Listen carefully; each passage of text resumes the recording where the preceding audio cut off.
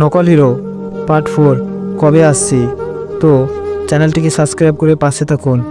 নকল হিরো কবে আসছে সবার আগে জানার জন্য চ্যানেলটিকে সাবস্ক্রাইব করে পাশে থাকুন।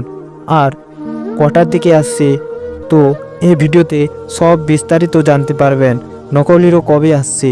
তো নকল হিরো খুবই তাড়াতাড়ি চলে আসছে, কালকে 4টার দিকে চলে আসবে ইউটিউবের মধ্যে।